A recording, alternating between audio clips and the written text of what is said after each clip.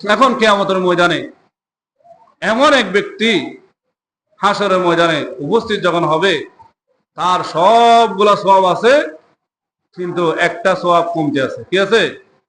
আর একজনের সবগুলা গুনাহ, একটা সওয়াব আছে। ওই ব্যক্তি মার কাছে যাবে, বাবার কাছে যাবে, ভাইয়ের কাছে যাবে, বন্ধুর কাছে যাবে, কেউ তাকে পরিচয় দিবে না, কেউ তাকে সওয়াবও দিবে না। এখন ওই ব্যক্তি আল্লাহর কাছে যখন হিসাবের জন্য যখন গেলেন, ওর সব সওয়াব আছে, একটা নাই। বলে জান্নাতে যাওয়া, বলেন যাবে না। বলে যদি জান্নাতে যেতে হয় একটা ছবিটা লাগবে। কি লাগবে? এখন সেখান থেকে ওই জান্নাতের কাতার থেকে আবার বের হয়ে চলে আসবে। সে খুঁজবে, ওই যে মার কাছে, ভাইয়ের কাছে, বন্ধুরা সবার কাছে যাবে, কেউ কিন্তু তার পরিচয় দিবে না। দেখা যাবে হাসরের ময়দানে একটা লোক কোনার মধ্যে বসে বসে কাঁদে।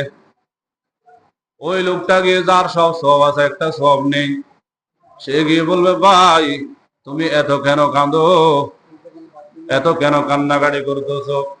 বলে, ভাই আমার একটা সব আছে, আর সবগুলা গুনাহ, আমি তো জান্নাতে যেতে পারবো না।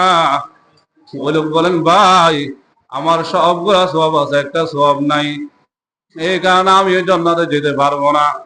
উনি বলবে, ভাই আমাকে সবটা দিয়ে দাও। কে? যার সব সওয়াব আছে